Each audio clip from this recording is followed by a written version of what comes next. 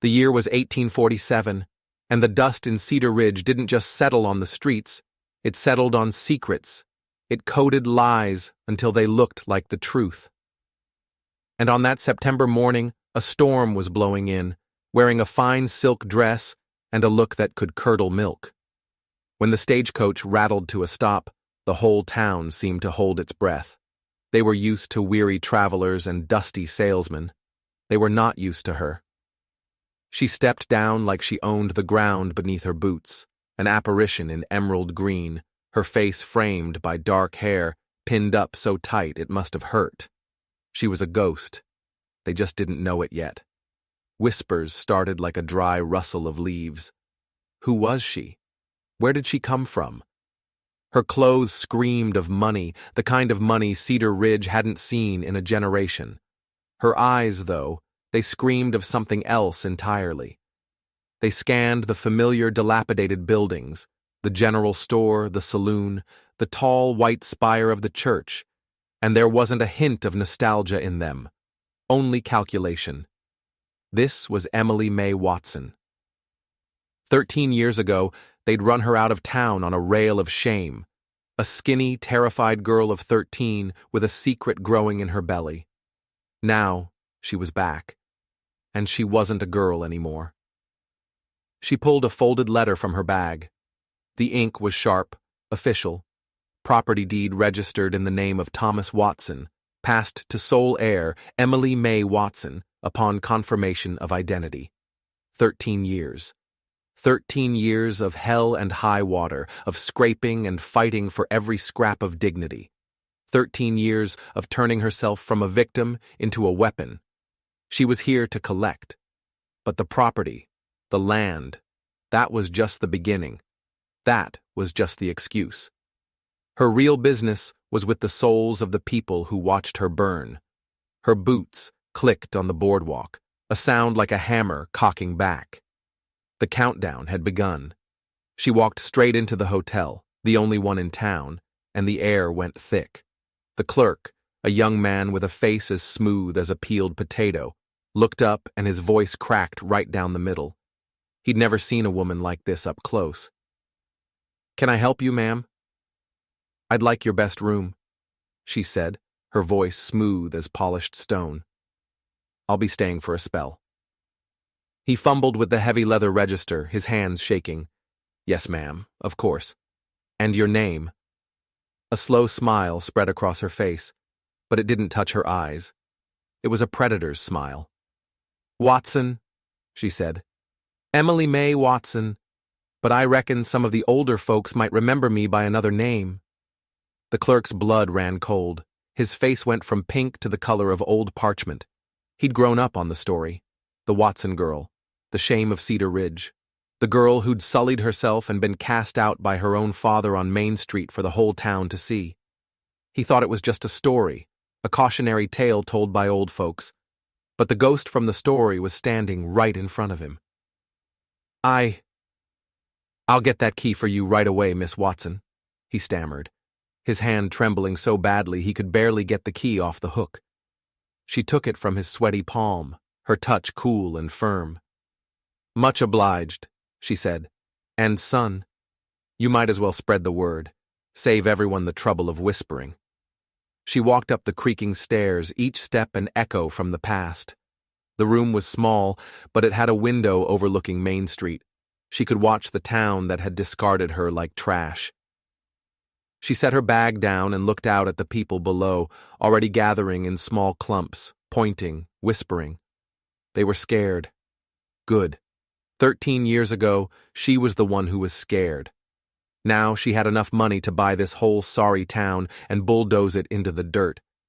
And she had a plan for every single person who had stood by and let it happen. She was a creditor, and the entire town's debt of silence was about to come due. But what they didn't know, what no one could possibly guess, was that the story they all thought they knew about the Watson girl was a lie. And the truth was so much worse. The knock on her door came faster than she expected. It wasn't a welcome. It was a warning. Standing in the hallway was Mrs. Henderson, the preacher's wife. a woman whose face looked like it was carved from sour apples. Her hands were clasped so tightly in front of her that her knuckles were white. "Emily May Watson," she said, the name a curse on her lips. "Mrs. Henderson." Emily May's voice was deceptively sweet. She stepped aside. "I had a feeling I'd be seeing you. You're looking... well."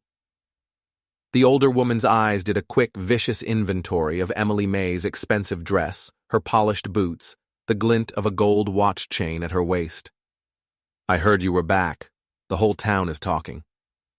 "I imagine they are," Emily May said, closing the door behind her.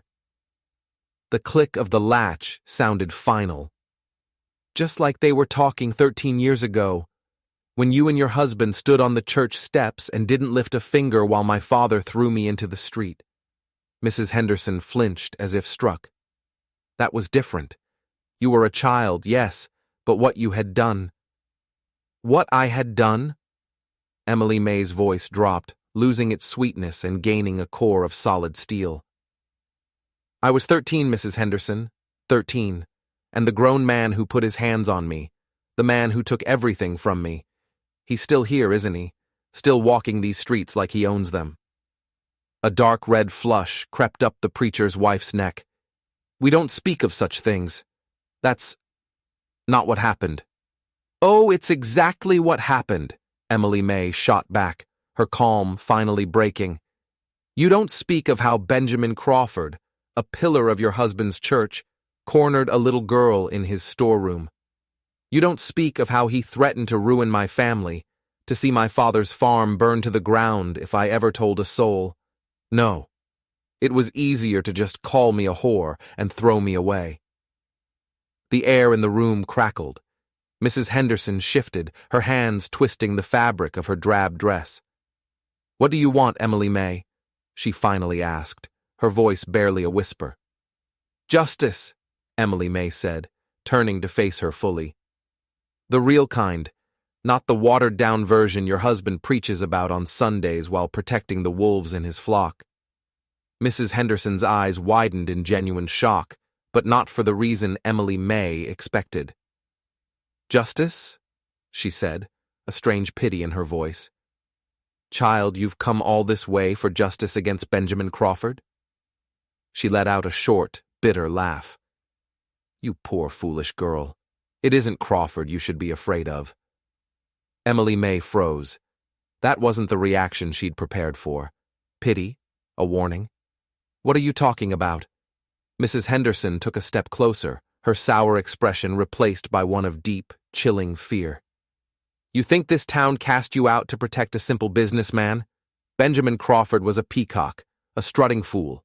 He wasn't the monster in the dark, Emily May. He was just the monster's dog." She leaned in, her voice dropping to a conspiratorial hiss. "You need to leave. Take your money and your fancy clothes and run. Because the man who really runs this town, the one who pulled the strings then and pulls them now, he will not be as merciful as we were." Before Emily May could process the cryptic warning, Mrs. Henderson turned and practically fled from the room, leaving behind a silence more terrifying than any accusation. A dog? Benjamin Crawford was just a dog? Her entire plan, 13 years of planning, had been built on a single solid foundation: the guilt of one man. Now, the ground was crumbling beneath her feet. Who was the master? Who was this hidden power in a town that looked like it was one strong wind away from blowing into dust? The next morning, Emily May dressed in a severe black dress, a stark contrast to the vibrant green of her arrival. She was no longer making a statement. She was going to war, and she needed to know her enemy. She walked down Main Street, the whispers following her like a second shadow, and pushed open the door to the Crawford General Store. The little bell jingled, a cheerful sound that was utterly wrong for the moment, and there he was, Benjamin Crawford. His hair was grayer, his face puffier, but the arrogance was still there, etched into the lines around his mouth. He looked up, and for a split second there was nothing. Then a flicker of confusion, and then the dawning horror. His face went slack, the blood draining from it until he was the color of spoiled milk. "Emily," he breathed, his voice a ghost. "Mr. Crawford," she said, walking slowly, deliberately toward the counter. The sound of her boots on the floorboards was the only noise in the store. "I'm surprised you remember me." His eyes darted to the door, a cornered animal looking for an escape. "What? What are you doing here?" "I've come back," she said, placing her gloved hands flat on the counter, "to settle some old business." She leaned forward, her voice a low, dangerous purr. "I believe you and I have some things to discuss." "I don't know what you're talking about," he stammered, but a line of sweat beaded on his upper lip. He was lying, and he was a terrible liar. Emily May's smile was a razor blade. "Oh, I think you do. I think you remember a 13-year-old girl. I think you remember a dark storeroom. And I think you remember the threats you made to keep her quiet." He glanced around wildly, his panic escalating. "Keep your voice down!" he hissed. "People will hear!" "Good," she said, her voice rising, not shouting, but projecting with a cold, clear power. "Let them hear. In fact, I think the whole town should hear about what their pillar of the community did to a child." He scrambled around the counter, his arrogance gone, replaced by a raw, pathetic desperation. "Emily, please. I have a family, a wife, children. You can't do this." "I can't what? Tell the truth?" The anger she'd held in check for 13 years was starting to boil over. "The same truth you buried 13 years ago? I'll pay you," he blurted out, his eyes wild. "Whatever you want, just name a price. I'm a wealthy man." She laughed, a harsh, ugly sound. "Money? You think this is about money? You think you can buy my silence now like you bought everyone else's back then?" She took a step back, her eyes narrowing. "But you know what? You're right. I do have a price, but it's not one you can pay." Crawford's face crumpled in confusion and fear. "What? What is it?" "You're going to tell me who you work for," she said, her voice dropping again, cold and sharp. "You're going to tell me who Mrs. Henderson was talking about. Who's the master, Benjamin? Who's the real monster in Cedar Ridge?"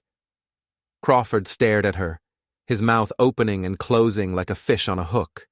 The terror in his eyes was absolute, but it wasn't fear of her. It was fear of the name she was asking for. I can't," he whispered, shaking his head frantically. "You don't understand. He'll kill me. He'll kill my family." "He'll have to get in line," Emily May said. Just then, the bell above the door jingled again. Sheriff Morrison stepped inside, his bulk filling the doorway.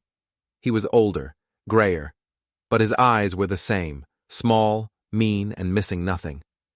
He'd been the one to personally escort her to the town line, his face a mask of smug satisfaction.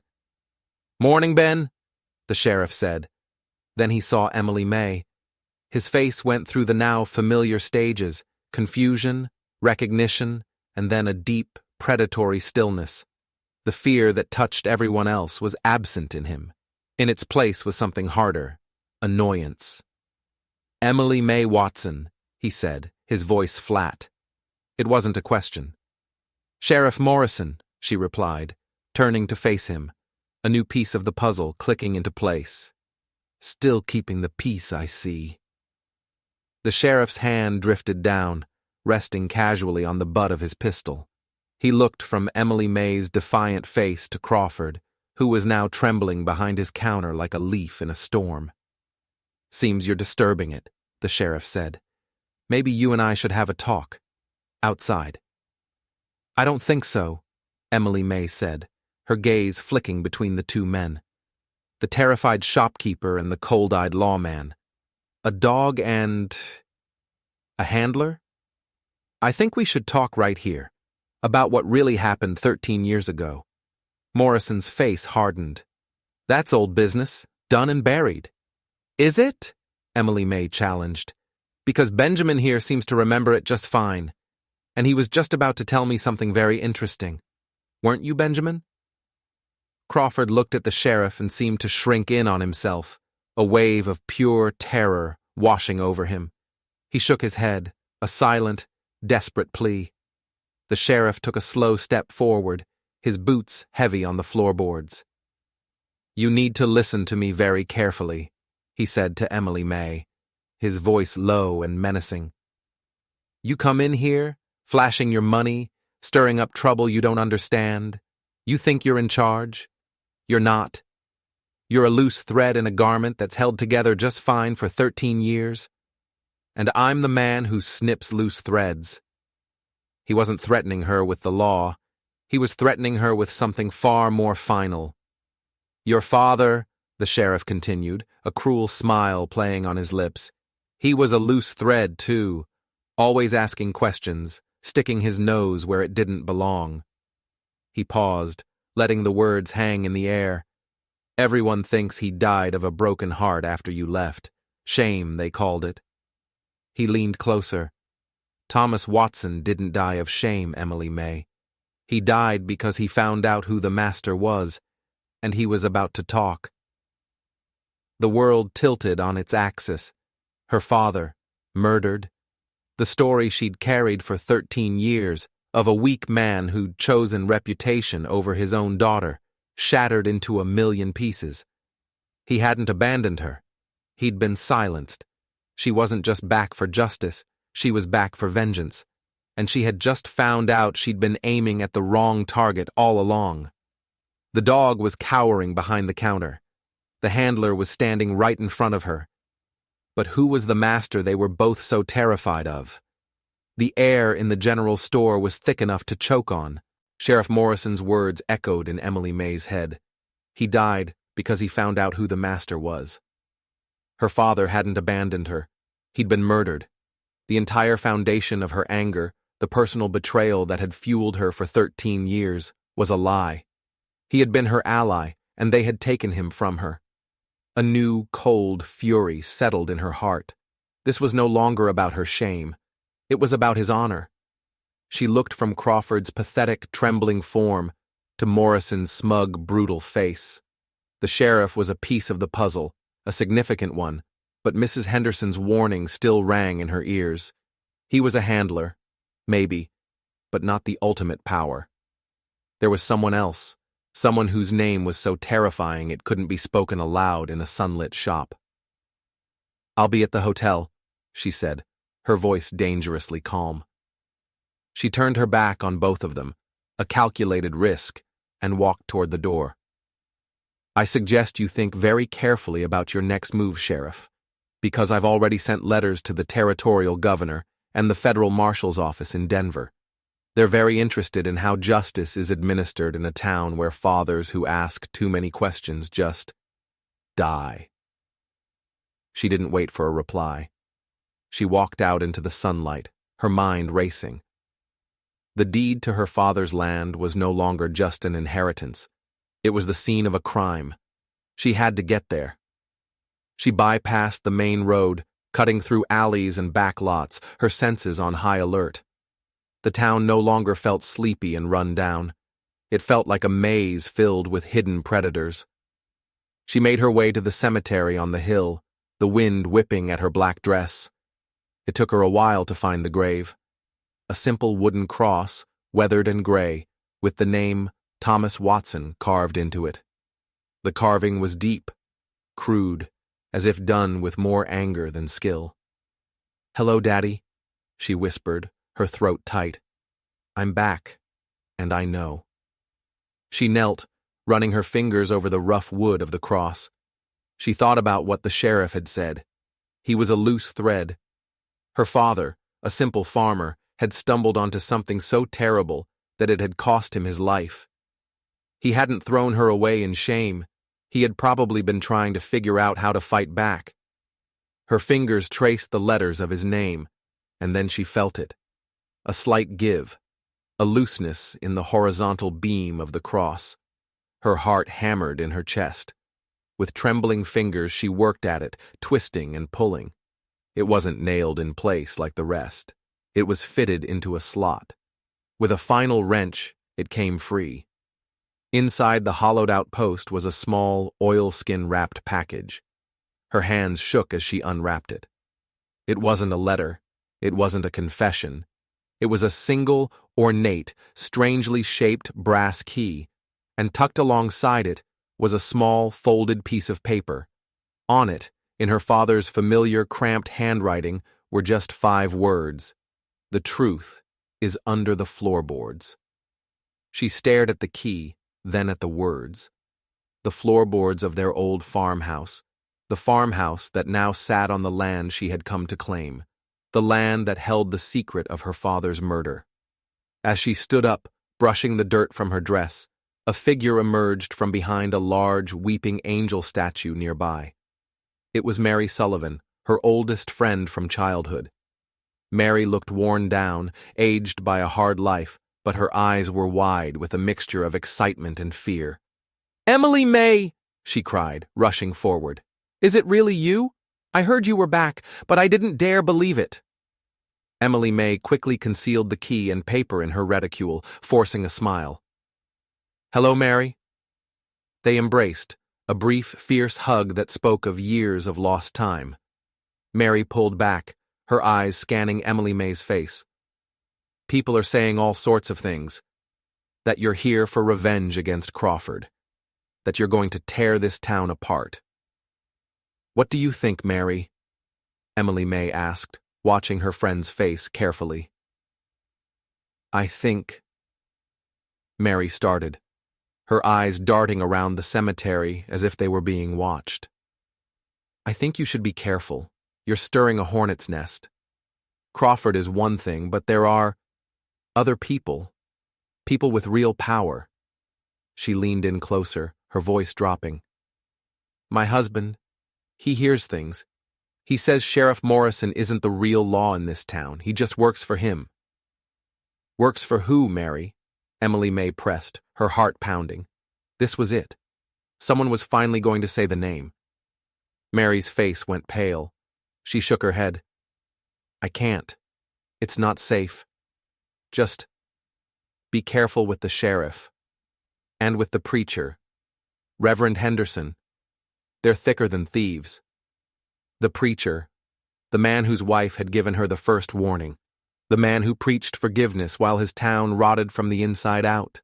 "Emily May, what were you doing at your father's grave?" Mary asked, her eyes flicking to the wooden cross. "Just paying my respects," Emily May lied. But as they walked back toward town together, Mary kept glancing at her, a strange, nervous energy about her. She seemed like a friend, concerned and loyal. But there was a flicker of something else in her eyes, something she was trying to hide, a desperate, pleading look. Was it a plea for Emily May to be careful, or a plea for her to stop? Emily May's first stop wasn't the farmhouse. It was the land registry office, a dusty room in the back of the courthouse. She needed the deed in her hand before she went anywhere near that property. She presented the letter from her lawyer to the clerk, a shrunken man with spectacles perched on the end of his nose. He read the letter, then read it again. He looked up at her over his glasses, his expression one of confusion.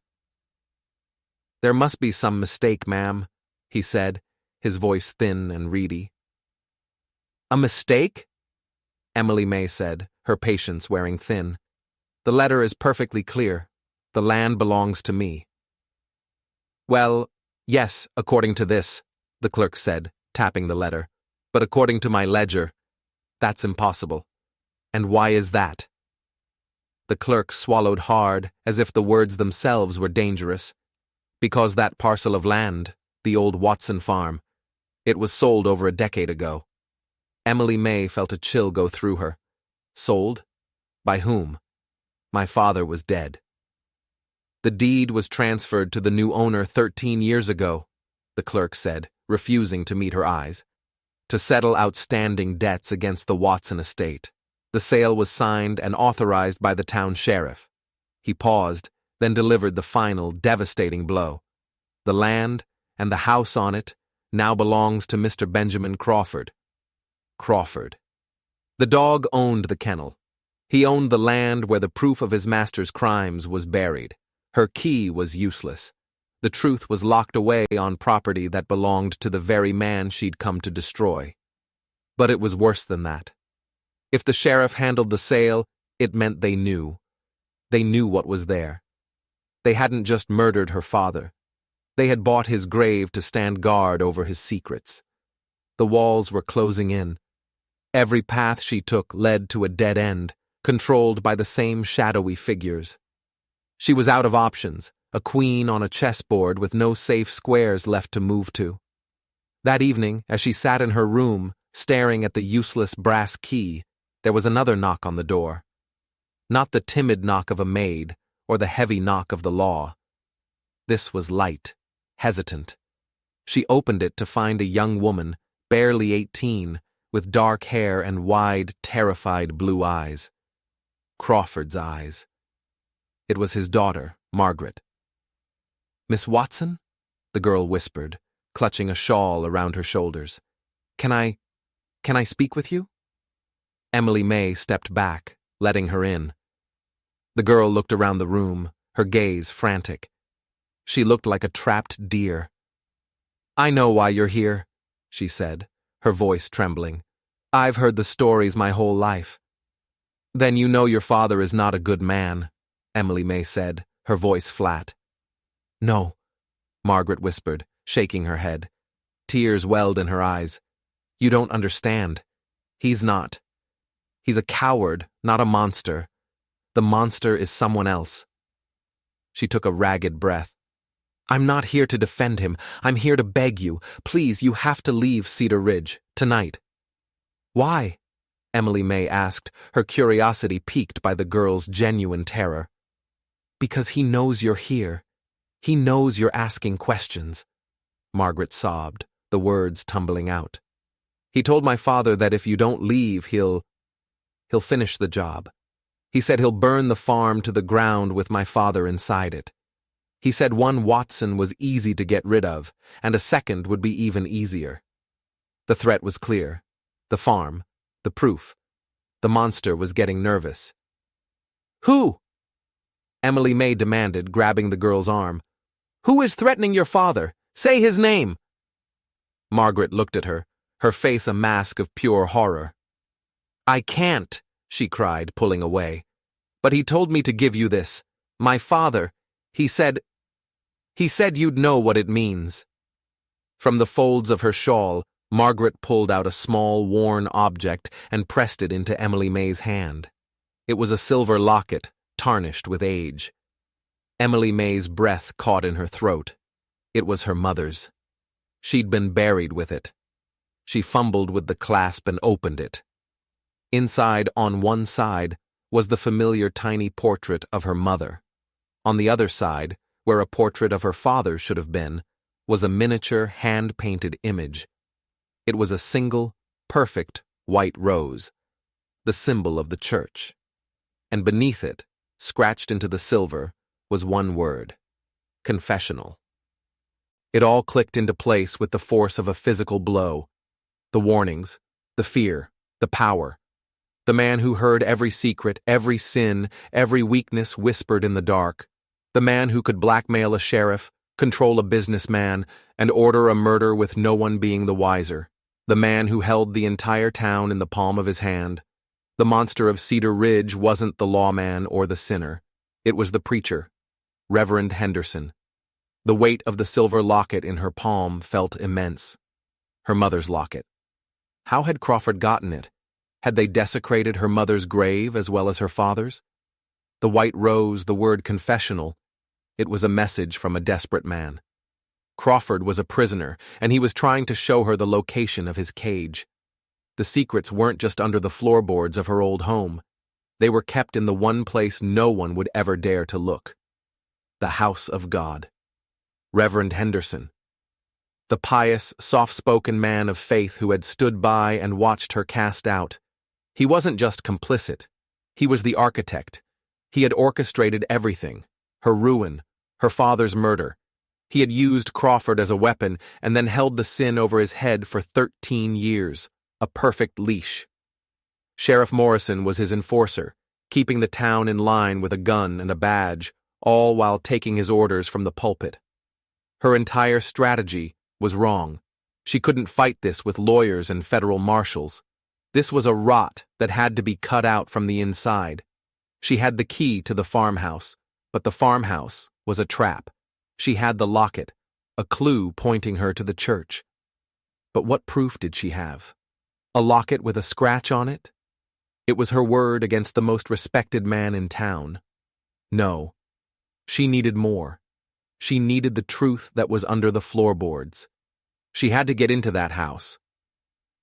That night, under the sliver of a new moon, Emily May traded her fine dresses for a pair of dark trousers and a shirt she'd bought from a startled clerk in a neighboring town. She moved through the darkness like a wraith, the brass key clutched in her hand. The old Watson farm was a few miles out of town, a skeletal silhouette against the starry sky. The air was still, heavy with the scent of pine and damp earth. Every snap of a twig sounded like a gunshot. She expected a guard, a trap, something. But there was nothing. Just an eerie, waiting silence. The house was dark, abandoned. Had Crawford not taken possession? Or was this a different kind of trap? The key slid into the lock of the front door. It was stiff from disuse but turned with a loud, grating groan. She pushed the door open and slipped inside, closing it silently behind her. The air inside was stale, thick with dust and the ghosts of memory. Moonlight streamed through the grimy windows, painting stripes across the floor. This was where she had grown up. This was where her father had died. She moved to the main room, her eyes scanning the floorboards. They were wide, rough-hewn planks. Where would he have hidden it? She started tapping, listening for a hollow sound. Nothing. She moved to the hearth, thinking he might have loosened a stone. Nothing. Panic began to set in. Had she been wrong? Was this a wild goose chase? Then she remembered. Her father had always been a creature of habit. Every night after supper, he would sit in his chair by the window, reading his Bible. She moved to the corner where his chair used to be. The floorboards there were more worn than the others. She got on her hands and knees, running her fingers along the seams, and there it was. A small notch, almost invisible in the dark wood. She pulled a small knife from her boot and worked the tip into the groove. With a squeal of protest, a single floorboard lifted. Her heart hammered against her ribs. She reached into the dark space beneath, and her fingers brushed against cold metal. It was a lockbox. Heavy. She pulled it out. It wasn't locked. She lifted the lid. Inside, nestled on top of a stack of papers, was her father's journal. But that wasn't what made her gasp. Lying next to the journal was a second key, small, iron, and intricate. And with it, another note in her father's hand. He keeps his sins in the vestry, under the rose, 2 locations, 2 sets of proof. Her father had been more cunning than they'd ever imagined. He had created a backup. She opened the journal, her hands shaking. The first few pages were what she expected. Farm accounts, notes on the weather. But then, the entries changed. The date was just a week after she had been sent away. Crawford came by today, sweating, terrified. Said the Reverend made him do it. Said Henderson has something on everyone, the sheriff, the mayor. Said the man uses the confessional as an armory, collecting sins to use as weapons. He's not a preacher. He's a king on a throne of secrets. She read on, her blood turning to ice. Her father had started investigating. He'd talked to people, quietly gathering evidence. He'd discovered Henderson was running a massive blackmail and extortion ring. Men were forced to sign over land, businesses, to pay exorbitant amounts of tithes to keep their secrets safe. Crawford's assault on her hadn't been an act of lust. It had been an order. Henderson had needed leverage over the increasingly wealthy Crawford, a sin so vile it would guarantee his silence and obedience forever. And she, a 13-year-old girl, had been the price of that leverage. The final entry was dated the day before he died. Morrison was here. He knows I know, told me to stop, said the Reverend is untouchable. But I have proof now. I have his ledger. I'm going to the Marshalls tomorrow. God help me. God protect my Emily. Tears streamed down her face, hot and silent. He hadn't just been murdered. He had been a hero, trying to save the whole town. Suddenly, a floorboard creaked behind her. She whirled around, clutching the lockbox. A figure stood in the doorway, silhouetted by the moonlight. It wasn't the sheriff. It wasn't Crawford. It was Mary Sullivan, her childhood friend. And in her hand, she held a lantern, its light making her face a mask of shadows and regret. "I knew you'd come here," Mary said, her voice trembling. "I'm so sorry, Emily May. I tried to warn you." "Warn me? Or stop me?" Emily May asked, her voice cold. "I had to follow you," Mary cried, taking a step into the room. "He knows you're back. The Reverend. He told the sheriff to watch you, but I told them I would. I told them you'd trust me." The betrayal was so sharp, so complete, it stole the air from her lungs. "You're working for him?" "He has my family, Emily May," Mary sobbed. "My father took a loan from the church years ago. We didn't know what it meant. We've been paying ever since. We're slaves to him, just like Crawford, just like everyone." Her eyes fell on the lockbox in Emily May's hands. Is that it? Your father's proof?" Emily May clutched it tighter. "Yes." "Then you have to burn it," Mary whispered, her eyes wide with terror. "Burn it and run. If he finds out you have it, he'll kill you. He'll kill us all. He's not a man, Emily May. He's a demon." From outside, a man's voice shouted, "Mary, is she in there?" It was the sheriff. Mary's face crumpled. "It's too late. They followed me. Oh God, Emily May, what have I done?" Footsteps pounded on the porch. The front door burst open. Sheriff Morrison stood there, a shotgun leveled at Emily May's chest. Behind him were two deputies, their faces grim. "Well, well," the sheriff drawled, a triumphant smirk on his face. "Looks like the little ghost came back to the wrong haunting ground. Hand it over, Emily May. The box." Emily May's mind raced. The journal was her only weapon. If she gave it to him, she was dead. Her father's sacrifice would be for nothing. The key to the vestry was still in her pocket, but she'd never get the chance to use it now. She looked at Mary, who was sobbing in the corner. She looked at the sheriff, his finger tightening on the trigger. She had one last, desperate card to play. "You're too late, Sheriff," she said, her voice ringing with a confidence she didn't feel. "You think this is the only copy? You think my father was a fool?" She held up the journal. "This is just his story. The real proof? The Reverend's own ledger, detailing every sin, every blackmail payment? I found that this afternoon, and I already sent it to the federal marshal in Denver with a rider who left 2 hours ago." It was a complete and utter bluff, but it was all she had. The sheriff's smirk faltered. A flicker of doubt crossed his face. He glanced at one of his deputies. Could she be telling the truth? A federal marshal showing up would be a disaster that not even the Reverend could contain. "You're lying," he growled, but the conviction was gone from his voice. "Am I?" Emily May challenged, her heart pounding. "Are you willing to bet your life on it? Because when that marshal gets here and opens that ledger, your name is going to be on the very first page. Sheriff Morrison, accessory to the murder of Thomas Watson." The silence stretched, thick and heavy. The deputies shifted nervously. Mary held her breath. The sheriff's eyes narrowed into slits. He was weighing his options. Kill her now and hope she was bluffing? Or arrest her and try to get ahead of the story, try to control the damage? He made his choice. "You're under arrest," he snarled, lowering the shotgun slightly, "for breaking and entering. Trespassing." He gestured with the barrel of the gun. "Give me the box. It's evidence." Slowly, Emily May held out the lockbox. It felt like she was handing over her own heart. The sheriff snatched it from her, a look of triumph returning to his face. He had the proof. He could destroy it, and it would be her word against his. The marshal's story was a good bluff, but without the ledger, it was just a story. As the deputies grabbed her arms, hauling her to her feet, Emily May locked eyes with Mary. In that moment, she didn't see a betrayer. She saw another victim, just as trapped as Crawford. They dragged her out of the house, out into the cold night air.